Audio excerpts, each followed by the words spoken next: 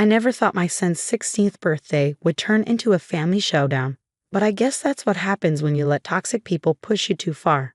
I'm Sarah Mitchell, 35, single mom to my amazing son Jason. For 16 years, I've poured every ounce of love and energy into raising him, working double shifts as a nurse, missing sleep to help with school projects, and somehow making it to every single baseball game, all while my husband's family pretended I didn't exist. My sister-in-law, Diana, has always been the perfect one in the family's eyes. She married rich, lives in a massive house, and reminds everyone at every opportunity that she used to be a kindergarten teacher before becoming a full-time mom. The fact that I work full-time while raising Jason has always been her favorite thing to criticize. Children need a constant presence at home, she'd say at family gatherings, casting meaningful glances my way. It's so sad when they have to raise themselves. I'd always bite my tongue, reminding myself that Jason knew the truth. He knew who packed his lunches with little notes inside, who taught him to ride a bike, who stayed up all night when he had the flu. But today, at his 16th birthday party, Diana finally went too far. I'd spent weeks planning this party.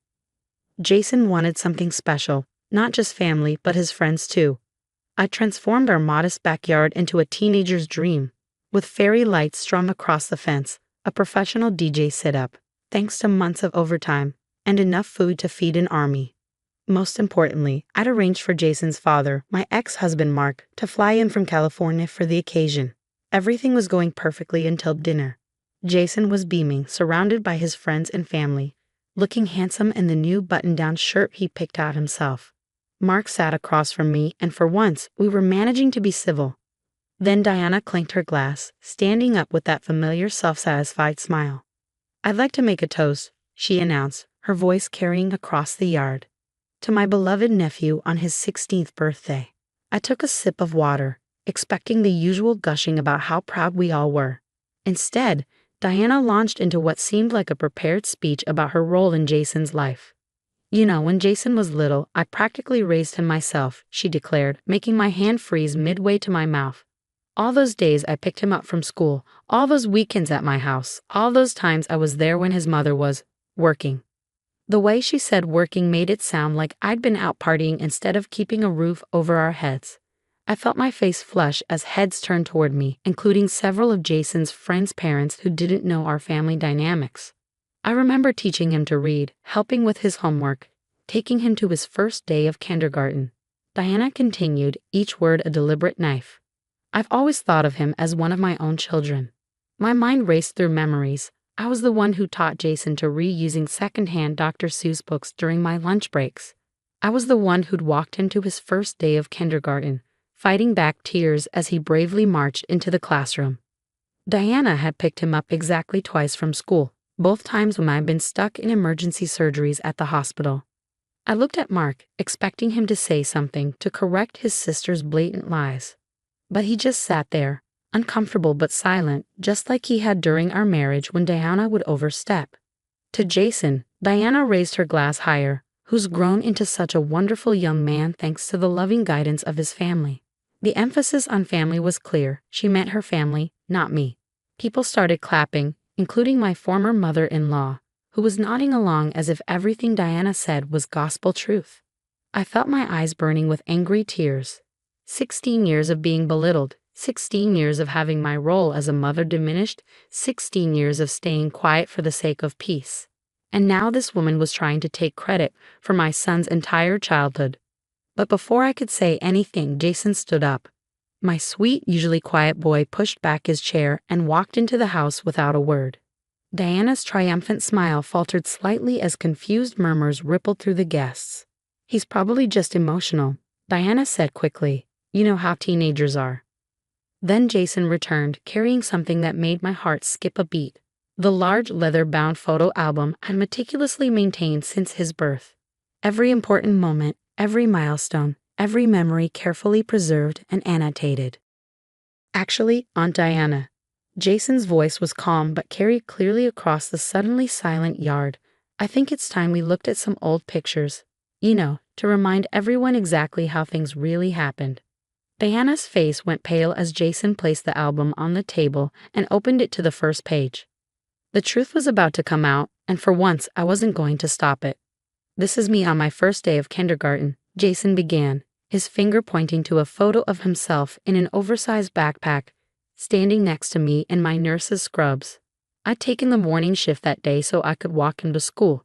Mom woke up at 4 a.m. to make my favorite breakfast and pack a special lunch before her shift. "See the note she wrote? I still have it." Diana shifted uncomfortably in her chair. "Well, of course, your mother was there for some moments, but—" "And here's me learning to read," Jason continued, flipping the page. The photo showed us curled up on our old secondhand couch, a stack of books beside us. I remembered taking that selfie after Jason had read his first complete sentence. Mom used to bring home a new book every Friday, no matter how tight money was. We called it our Friday reading adventure.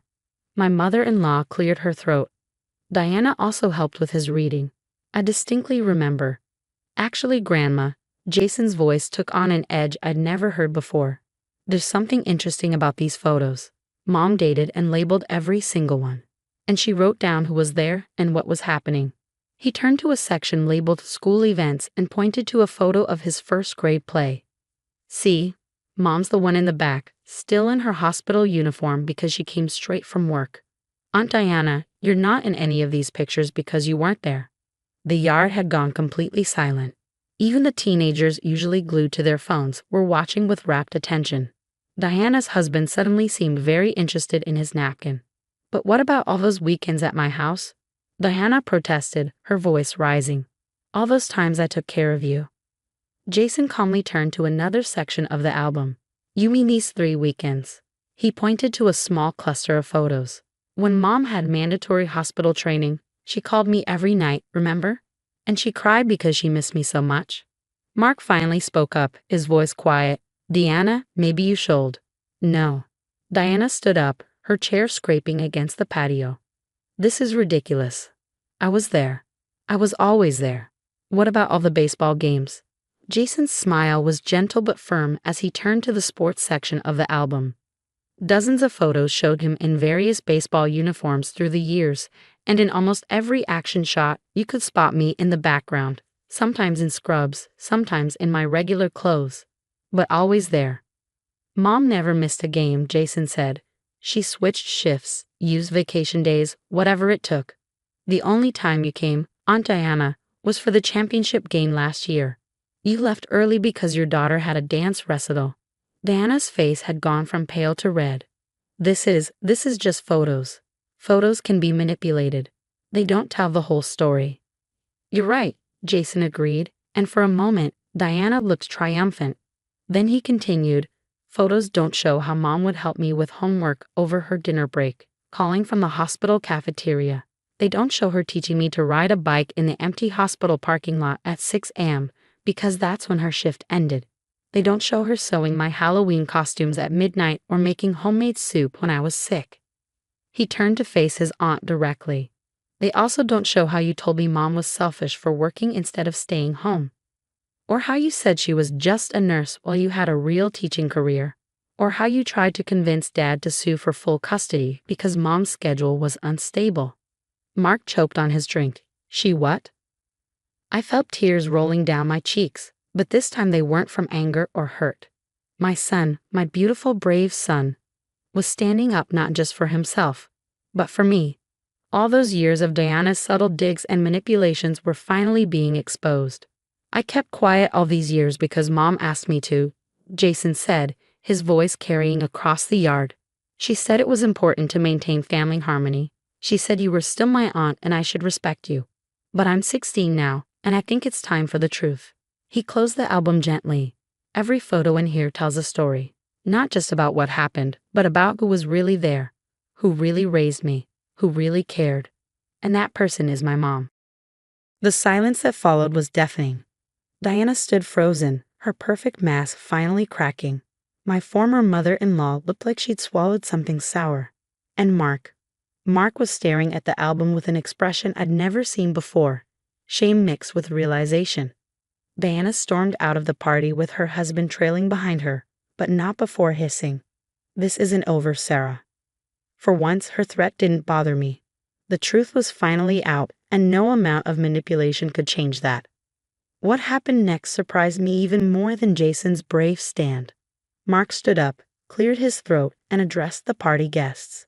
I think we should give the birthday boy and his mom a moment alone, he announced, ushering people toward the front yard. There's an ice cream truck coming in 15 minutes, my treat for everyone. As our guests filtered out, offering supportive smiles and quiet congratulations to Jason, I sat there trying to process everything that had just happened. My son slid into the chair next to me, the photo album still open between us. I'm sorry if I ruined the party, Mom, he said softly. I pulled him into a hug, not caring that teenage boys usually found public displays of affection embarrassing. You didn't ruin anything, sweetie. But why didn't you ever tell me you knew about all those things? Deanna said. Jason shrugged, looking older than his 16 years. I heard her talking to Dad on the phone when I was 12 about the custody thing. After that, I started paying attention to how she treated you. It made me so angry, but you always worked so hard to keep the peace. I thought that's what you wanted. I wanted to protect you, I admitted. I thought if I made waves, it would only make things harder for everyone. Mom, Jason said, giving me that look teenagers reserve for parents who just don't get it. You don't need to protect me anymore. Sometimes I need to protect you too. Before I could respond, Mark returned. He stood awkwardly by the table, looking at the photo album. I had no idea Deanna tried to get me to sue for custody, he said. Why didn't you tell me, Sarah? Would you have believed me? I asked honestly. His silence was answer enough. After a moment, he sat down and started flipping through the album. I missed so much, he murmured, pausing at a photo of Jason's 10th birthday, another celebration I'd organized alone. Diana always said you were doing fine, that you had everything under control, that you didn't need or want help. And you believed her instead of asking me directly, I finished for him. Mark nodded, shame evident on his face. I'm sorry, Sarah, and I'm sorry, Jason. I should have been here more. Should have seen what was really happening. Just then, my former mother-in-law appeared at the table. She'd been unusually quiet during the whole photo album revelation, and now I could see why. She was holding her own album. I found this when I was cleaning last month, she said, placing it on the table. I was going to show it at Christmas, but she opened it to reveal photos I'd never seen before. Pictures she'd taken of me and Jason over the years without my knowledge. Me pushing him on the swings at the park after a night shift, still in my scrubs. Me helping him with a science project on our front porch. Me cheering at his baseball games. I always knew, she said quietly. I knew Diana was wrong about you, Sarah. I was just too much of a coward to stand up to her. It was easier to go along, to keep the peace. But seeing these pictures again, seeing how much you sacrificed for Jason, I'm ashamed of myself. I think we all are, Mark added. Jason reached over and squeezed my hand.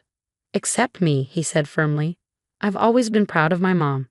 The sound of the ice cream truck's jingle drifted in from the front yard, along with the excited chatter of teenagers. My son's 16th birthday hadn't gone anything like I planned. But maybe it had gone exactly the way it needed to. We should get back to your party, I said, standing up. Your friends are waiting. In a minute, Jason replied, pulling out his phone. First, I want to take a new photo for the album. One where everyone knows the truth. He set up his phone and used the timer, gathering us all around the table with both albums open in front of us.